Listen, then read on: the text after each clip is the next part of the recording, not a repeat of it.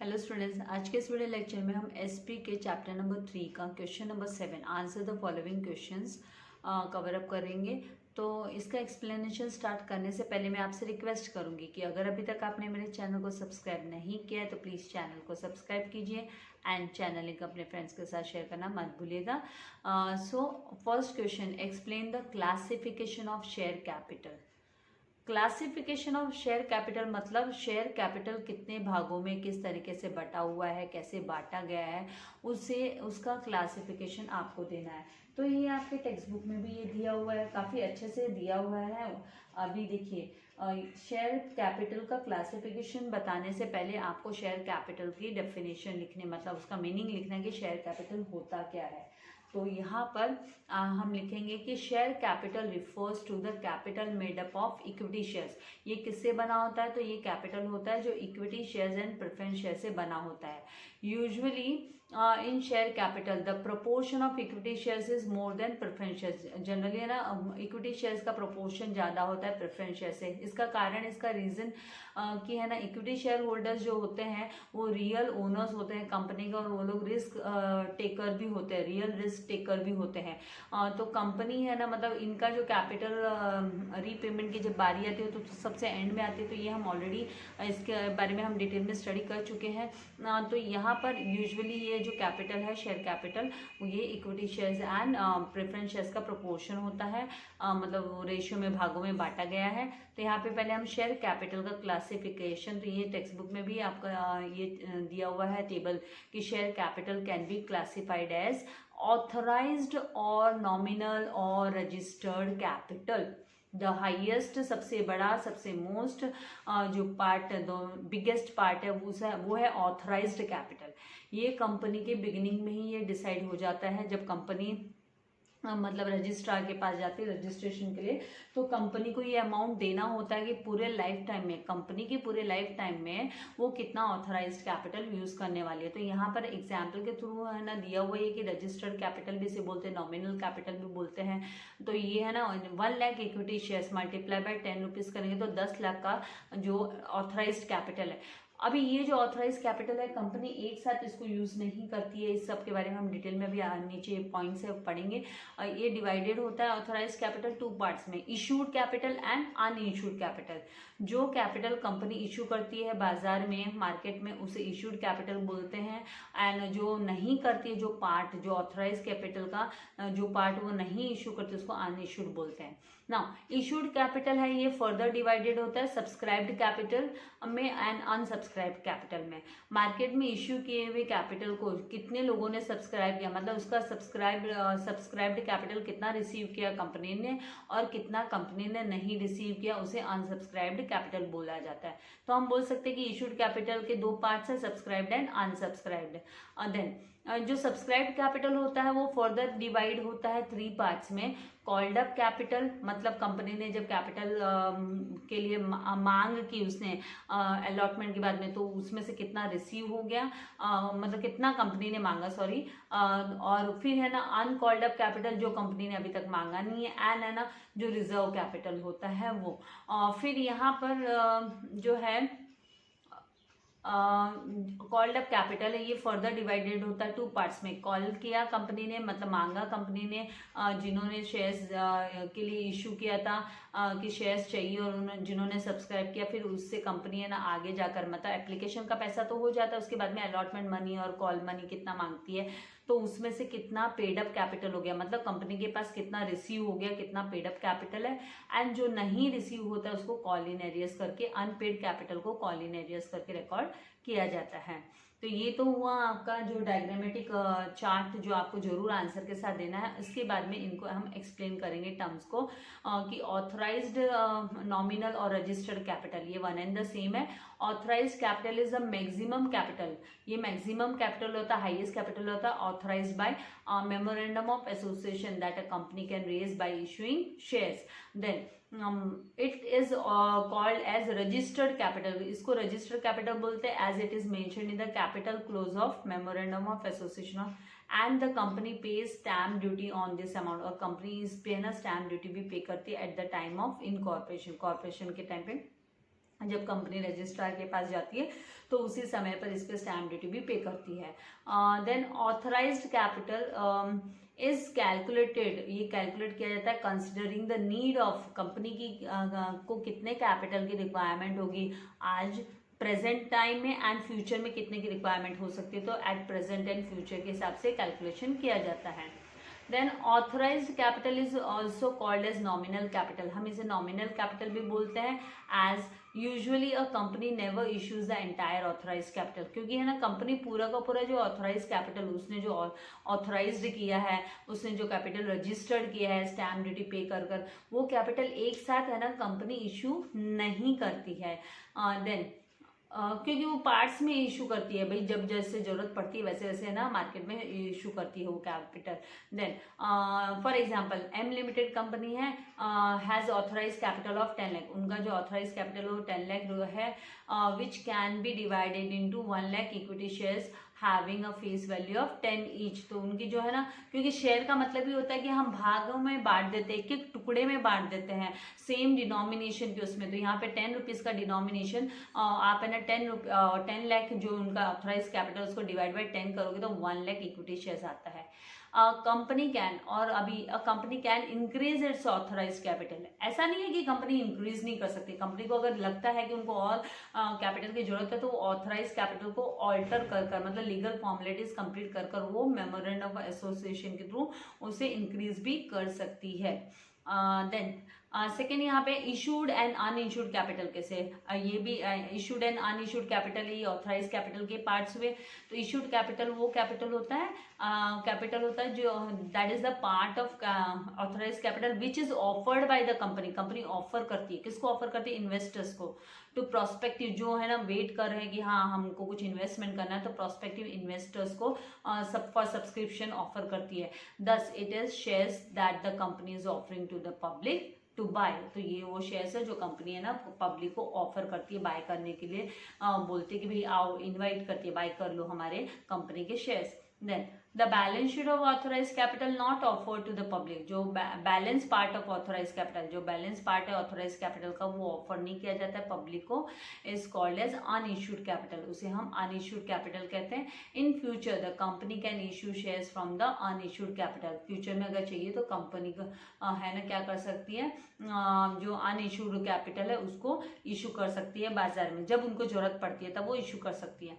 Now fourth the third one, the issued capital of company में भी equal, ये equal भी हो सकता है और इक्वल टू और लेस देन हो सकता है ऑथराइज कैपिटल के, मतलब अगर उनको पूरा एक साथ अगर इशू करना है तो वो इक्वल टू हो जाएगा, issued capital will be equal to authorise capital. और अगर कंपनी है ना थोड़ा थोड़ा करके डिमांड करती है, जब जरूरत पड़ती है तब है ना इशू करती है, तो वो ऑथराइज कैपिटल से ऑब्वियसली लेस होगा। नाउ यहाँ पे एग्जाम्पल के तौर पे M limited company can have issued capital, वो इशू कर सकती है कैपिटल कितना 4 लाख का, डिवाइडेड इनटू 40,000, वो कैसे डिवाइडेड है तो 40,000 equity shares at face value of ₹10 each. जैसे मैंने कहा कि 10 रुपीज़ का डिनोमिनेशन सिलेक्ट किया कंपनी ने कि हर एक शेयर की मतलब हर एक हिस्से की इक्वल अमाउंट होगा ना, तो 10 रुपीज़ का है तो आप 4 लाख डिवाइड बाई 10 करोगे तो 40,000 इक्विटी शेयर्स मतलब कंपनी ने मार्केट में इशू किए, इनवाइट किया लोगों को कि आ जाओ। और द अनइशूड कैपिटल फिर कंपनी का कितना हो जाएगा 6 लाख, क्योंकि 10 लाख कंपनी का ऑथराइज कैपिटल था, 10 में से 4 लाख उन्होंने इशू कर दिया तो अनइशूड हो गया 4 lakh, which is divided into 60,000 equity shares of 10 each. Now subscribed and unsubscribe capital किसे बोलेंगे, तो सब्सक्राइब कैपिटल इज ये पार्ट होता है इशूड कैपिटल का, तो subscribe capital is that part of issued capital which has been subscribed और taken up bought by investors subscriber, जिसे ना इन्वेस्टर्स ने सब्सक्राइब कर लिया, उन्होंने अग्री कर लिया हाँ हम लोग इंटरेस्टेड है करके, तो जो इंटरेस्टेड है वो लोग सब्सक्राइब कर लेते हैं, वो लोग है ना एप्लीकेशन फॉर्म भरते हैं, एप्लीकेशन मनी पे करते हैं, तो वो सब्सक्राइब कर लिया उन्होंने। एंड द पब्लिक मे और मे नॉट सब्सक्राइब, अभी ऐसा भी हो सकता है कि कंपनी ने तो 4 लाख है ना जो शेयर्स है मतलब 40,000 शेयर्स इशू किए, लेकिन उसमें से 30,000 है ना लोगों ने सब्सक्राइब किया और 10,000 नहीं की, ये भी चीज हो सकती है, तो उसे अनसब्सक्राइब कैपिटल बोलते हैं। तो द पब्लिक मे और may not subscribe for the entire issued capital, पूरा का पूरा जो इशूड कैपिटल वो नहीं भी हो सकता है subscribe. So hence that part of the issued capital not subscribed by the investors is called as unsubscribed capital, तो उसे अनसब्सक्राइब्ड कैपिटल बोला जाता है। Thus the subscribe capital may be equal to और लेस देन इशूड कैपिटल, वो equal to भी हो सकता है और उससे कम भी हो सकता है। कौन? Subscribe capital. इशूड कैपिटल के बराबर का भी हो सकता है। अगर पूरा का पूरा सब्सक्राइब कर लिया है, 40,000 शेयर्स लाए हैं मार्केट में, 40,000 के 40,000 सब्सक्राइब हो गए तो वो इक्वल हो गया, और 40,000 से कम हुआ तो लेस देन हो गया। For example, if M Limited company has issued capital of 4 lakh, that is has issued 40,000 equity shares, then the company's subscribed capital can be 3 lakh divided into 30,000 equity shares. 30,000 equity shares में of rupees 10 each. Hence the unsubscribed capital will be 1 lakh divided into 10,000 equity shares of 10 rupees each. Now fourth one, called up capital और uncalled up capital and reserve capital कैसे कहते हैं। तो called up capital at the time of issue के टाइम पे क्या करता है, कंपनी पूरा का पूरा पैसा एक साथ नहीं मांगती है, full value of the share, जो 10 रुपया मतलब यहाँ पे 10 वाला शेयर है तो 10 रुपया पूरा एक साथ नहीं मांगेगी, is usually not demanded by the company. Usually company पूरा का पूरा नहीं डिमांड करती है, कंपनी बर्डन नहीं डालती है, इन्वेस्टर्स पे बर्डन नहीं डालती है एक साथ। इन्वेस्टर को चाहिए, इन्वेस्टर्स को इंस्टॉलमेंट फैसिलिटी देती है, तो वो कॉल्ड अप वाली केस हो गई यहाँ पे कि company collects the full value of shares in instalments, पूरा का पूरा अमाउंट कलेक्ट जरूर करेगी लेकिन इंस्टॉलमेंट्स में as per it's requirement of funds, जैसे जैसे उसको फंड्स की नीड होगी उसके हिसाब से वो मांगते जाएगी। So each instalment is called as calls, तो हर एक इंस्टॉलमेंट को कॉल्स बोला जाता है। क्या बोलते हैं? कॉल्स बोलते हैं यहाँ पे। Now called up capital is that part of subscribe capital, ये है ना सब्सक्राइब कैपिटल का वो पार्ट होता है विच अ कंपनी हैज कॉल्ड, मतलब जिन ने सब्सक्राइब किया और कंपनी ने हामी भर ली कि हाँ भैया आप लोगों को शेयर्स अलॉट हो जाएंगे और आप लोगों को है ना आगे का फ्यूचर पेमेंट करना है जो बकाया है, तो यहाँ पर कंपनी कॉल करती है, company has called up called और demanded to be paid by the share holders. तो ये है ना सब्सक्राइब कैपिटल का पार्ट होता है called up. The balance capital which is not demanded, जिसको कंपनी डिमांड नहीं करती है from the share holders, is called as uncalled capital, तो उसे क्या बोलते हैं? अनकॉल्ड कैपिटल बोलते हैं। Now reserve capital is a part of uncalled capital, जो रिजर्व कैपिटल होता है वो अनकॉल्ड कैपिटल का पार्ट होता है। तो ये क्या होता है? तो a company can decide, company decide कर सकती है टू कीप अ साइड में रखने के लिए अ पार्ट ऑफ अनकॉल्ड कैपिटल, जो कैपिटल अभी तक मांगा नहीं है कंपनी ने, उसमें से कुछ हिस्सा कंपनी है ना साइड में रख सकते हैं to be called up only at the time of winding up of company, कि जब कंपनी बंद होने वाली रहेगी उसी समय पे हम डिमांड करेंगे, उसी समय पे मांगेंगे to meet its financial requirements, तो उसको बोला जाता है reserve capital. Reserve capital. Now for example यहाँ पर एम लिमिटेड कंपनी है कॉल्ड अप कैपिटल ऑफ 1,50,000 का कॉल्ड अप कैपिटल किया, that is 30,000 equity shares, 30,000 equity shares of rupees 10 each का उसने कॉल्ड अप किया, लेकिन है ना उसमें से कंपनी क्या बोलते हैं which ₹5 per share has been called up and demanded by the company. उसमें से कंपनी क्या करेगी कि उसमें से ना 5 रुपया कंपनी मांगेगी, एट प्रेजेंट आप हमको 5 रुपया दे दो। If the company decides to keep ₹1 per share as capital to be collected at the time of winding up, जब कंपनी बंद होने वाली, मतलब उनको ऐसे होगी कि फ्यूचर में अगर कंपनी बंद हुई तो उस वक्त हमको रिजर्व कैपिटल चाहिए रहेगा, तो वो 1 रुपये के हिसाब से, मीन्स ये जो 30,000 है ना इसमें 1 रुपये के हिसाब से कंपनी साइड में रख देगी, रिजर्व करके रख देगी कि बात उस समय हम मांगेंगे। तो the reserve capital will be 30,000 multiply by 1 rupee करेंगे तो 30,000 equity shares of ₹10 each, where 1 rupee 1 per share is kept as a reserve, जहाँ पे हमें ना एक शेयर मतलब 30,000 इक्विटी शेयर्स लाई राइट कंपनी ने, तो उसके हिसाब से ये देखो ये 30,000 मल्टीप्लाई बाय 5 किया तो ये 1,50,000 आया। अब इसमें से कंपनी ने क्या किया, बोला 1 रुपया मतलब आप है ना साइड में रिजर्व रखो, हमको जब है ना कंपनी बंद होगी तो हम मांगेंगे करके, तो वो हो गया कैपिटल रिजर्व करके रख देना। सो अनकॉल्ड कैपिटल विल भी कितना हो जाएगा, तो 1,20,000 that is 30,000 equity shares of ₹4। तो अनकॉल्ड कैपिटल मतलब फ्यूचर में वो जो बचा हुआ बकाया अनकॉल्ड कैपिटल रहेगा वो 4 रुपया रहेगा, क्योंकि 1 रुपया कंपनी ने रिजर्व करके साइड में रख दिया, तो will be called up in future, तो ये फ्यूचर में कंपनी मांगेगी। इस तरीके से आपको लिखना है। Now paid up capital and call in arrear क्या होता है? तो paid up capital is the total amount of money actually paid up by the share holders, जिसे एक्चुअली है ना शेयर होल्डर्स पे करते हैं when the company has called up और डिमांडेड देम टू पे। जब कंपनी कॉल्ड अप करती है या डिमांड करती है उस टाइम पे किया जाता है। So the amount not paid up, तो जो अमाउंट नहीं पे किया जाता है by the share holders is called as calls in arrears, तो उसको कॉल्स इन एरियर्स या फिर अनपेड कॉल्स भी कहा जाता है। नाउ एवरी शेयर होल्डर, सारे जितने भी शेयर होल्डर है हैज टू पे कॉल्स, उनको कॉल्स मनी पे करना होता है as and when the company demands, जब तब कंपनी डिमांड करती है तब। So failure to pay the calls may lead to forfeiture of shares, तो जो फेल हो जाते हैं, जो नहीं पेमेंट कर पाते हैं कॉल मनी का, तो उनका जो शेयर्स है वो फोरफीचर हो सकते हैं, उनकी मेंबरशिप कैंसिल हो सकती है। तो यहाँ पर for example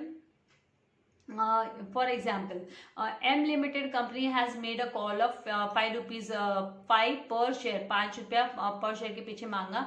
so if the share holder have paid the calls, अगर शेयर होल्डर्स ने पे कर दिया है call money, then the paid up capital will be 1,50,000, 1,50,000 का आना चाहिए और 30,000 equity shares of 5 rupees each. But if for example 10,000 equity shares, 10,000 equity shares calls are not paid, 10,000 equity shares का call नहीं पे हुआ है, पैसा पेमेंट नहीं मिला है, then the paid up capital कितना हो जाएगा? इट विल बी 1 लाख, क्योंकि 20,000 जो पेड अप कैपिटल मतलब जो रिसीव हो गया वो, तो 20,000 equity shares multiply by 5 per share करेंगे तो 1 लाख मतलब रिसीव हो गया, और बाकी का जो बचा हुआ 50,000 है वो कॉल इन एरियर करके रिकॉर्ड हो गया। 10,000 पे नहीं रिसीव हुआ तो 10,000 मल्टीप्लाई बाय 5 किया तो कॉल इन एरियर। तो इस तरीके से ये हमको रिकॉर्ड करना होता है।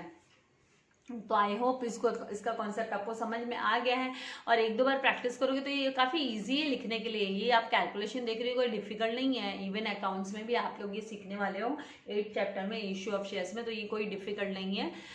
ना ये एग्जाम्पल आपको चाहिए तो आप अपना खुद का एग्जाम्पल भी ले सकते हो, लेकिन फिर अमाउंट के कैलकुलेशन करेक्ट रहने चाहिए।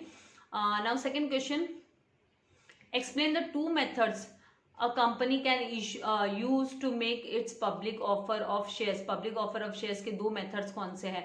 तो हमने ऑलरेडी इनके बारे में ना जस्टिफिकेशन वगैरह में फिक्स्ड प्राइस एंड हमने बुक बिल्डिंग मेथड हमने स्टडी किया ही है, तो उसी को आपको कंबाइन करके लिखना है। तो आंसर टू पब्लिक इशू और offer means offering the shares to the public, shares public को ऑफर करना। This is the most common method use by the company. Company invite करती है कॉमन पीपल को to subscribe for its shares by issuing prospectus. तो वो है ना prospectus issue करती है जिसमें पूरी डिटेल दी हुई होती है शेयर्स की, फेस वैल्यू से लेके कंपनी की स्टेटस से लेके सब। तो a company can use two pricing methods, दो प्राइसिंग मेथड यूज कर सकते हैं to offer shares to the public, public को ऑफर करने के लिए। एक होता है fix price issue method and दूसरा बुक बिल्डिंग मेथड। तो फिक्स प्राइस इशू मेथड में क्या होता है? Under this method the company states in its prospectus, अपने प्रोस्पेक्टस में मेंशन करती है the quantity and the price at which the shares are offer to public, public को कितने प्राइस में और कितने क्वांटिटी शेयर्स दिए जाएंगे। Then second the subscribers that is investors are asked to pay a certain portion of face value, face value का कुछ amount उनको पोर्शन उनको पे करने बोलते हैं, नहीं तो फिर एंटायर इश्यू प्राइस पे करने बोलते हैं अलॉन्ग विद द एप्लीकेशन। या तो पूरा का पूरा पैसा एक साथ मांग लेंगे या फिर है ना फेस वैल्यू का कुछ सर्टेन अमाउंट पोर्शन मांगेंगे। Then the company comes to know the demand of its shares only after the subscription period ends। जब सब्सक्रिप्शन पीरियड खत्म हो जाता है तभी कंपनी को है ना इस केस में कौन से फिक्स प्राइस इशू मेथड में तभी पता चलता है कि उसका कितना सब्सक्रिप्शन हुआ है, मतलब कितना डिमांड हुई है शेयर्स की। Company can issue shares at par, company कौन कौन से उसमें इशू कर सकते हैं शेयर्स? तो उनको चाहिए तो एट पार, मतलब face value will be equal to market value and at premium, premium में क्या होता है? Face value is more than market value. तो यहाँ face value market value is more than face value, market value is more than premium में market value is more than face value.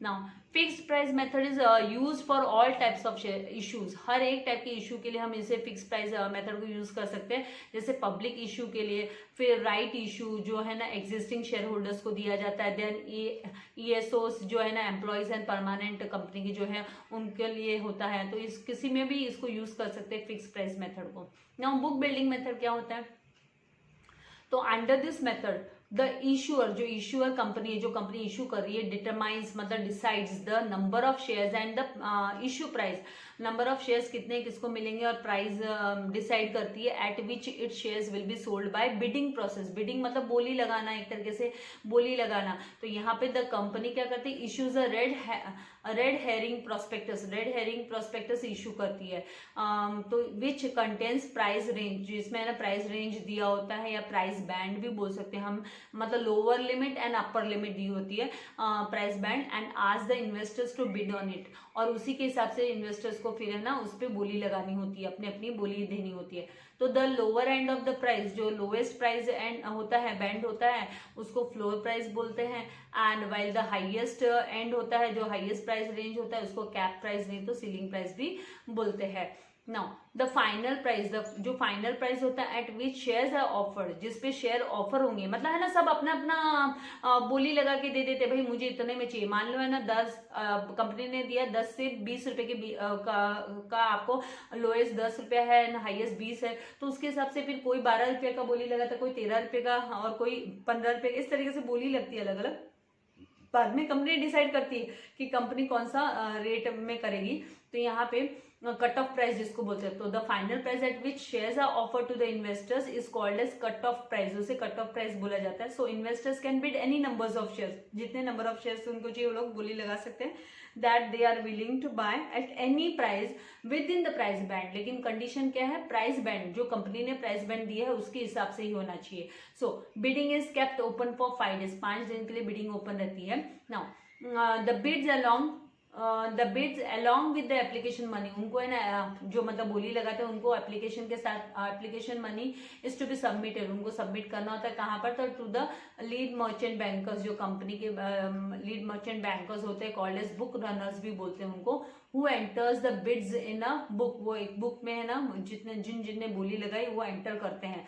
After bidding is over, एक बार bidding खत्म हो जाती है तो company fix करती है, कट ऑफ प्राइस फिक्स करती है बेस्ड ऑन द हाईएस्ट और बेस्ट प्राइस, कंपनी को कौन सा बेस्ट एंड हाईएस्ट प्राइस रखना है, which all shares on offer can be sold, तो उसी के हिसाब से फिर उसी एक सेम ही अमाउंट में फिर सबको शेयर्स बेचे जाते हैं, ऑफर किए जाते हैं। Now company issues a prospectus which contains the final price, जिसके अंदर फाइनल प्राइस लिखा होता है, and book building method is use for public issues, that is IPO and FPO के लिए। तो public issue IPO and FPO के लिए यूज होता है book building usually. So a company can make public offer through 2 methods, 2 method के through वो public offer कर सकती है, मतलब दे सकती है पब्लिक को। एक तो इनिशियल पब्लिक ऑफर होता है जिसे हम IPO बोलते हैं। सो इनिशियल पब्लिक ऑफर, यहाँ पे हाँ, initial public offer refers to process of offering shares of a company at to the public for the first time मतलब इनिशियल मतलब starting first time. So first time जब offer करते हैं तो उसको हम IPO बोलते हैं, इनिशियल पब्लिक ऑफर बोला जाता है। एंड अ कंपनी और an existing company which had raised the capital earlier from promoter से उन्होंने रेस कर लिया है, जो कंपनी के आगे आगे प्रमोट करते हैं, एंड अदर इन्वेस्टर्स से may offer it shares to the public when it is need of fresh funds, जब फ्रेश फंड्स की रिक्वायरमेंट होती है। तो the first time the company offers it shares to the public is called as initial public offer, पहले बार offer करती है तो उसको इनिशियल पब्लिक ऑफर बोला जाता है।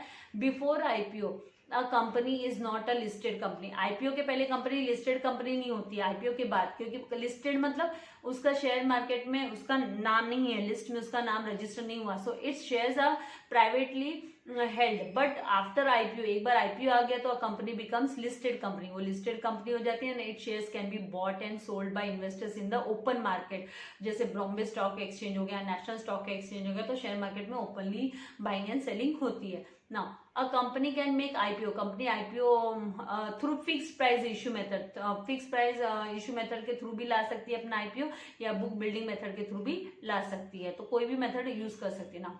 फर्दर पब्लिक ऑफर और फॉलो ऑन पब्लिक ऑफर का मतलब क्या होता है, तो ये भी इसी का पार्ट है, आपको लिखना होगा इस आंसर में कि when a company issues shares to the public after IPO के बाद जो शेयर्स इशू करती है पब्लिक को, तो उसे एफपीओ बोला जाता है। It is called as further, that is follow on public offer. Thus every issue of shares by a listed company, तो यहाँ पे है ना, ये जो एफपीओ होता है वो लिस्टेड कंपनी के द्वारा होता है, after its IPO is called as FPO, तो उसको एफपीओ बोला जाता है। So FPO leads to an increase in the subscribe capital of a company. ये जो कंपनी का सब्सक्राइब कैपिटल है उसको इंक्रीज करता है, उसको इंक्रीज करने में हेल्प करता है, क्योंकि एडिशनल पब्लिक ऑफर हो गया ना, फर्दर पब्लिक ऑफर हो गया, आईपीओ के बाद आता है ये, तो मतलब ये है ना कंपनी के शेयर कैपिटल को, सब्सक्राइब शेयर कैपिटल को इंक्रीज करने में हेल्प करता है।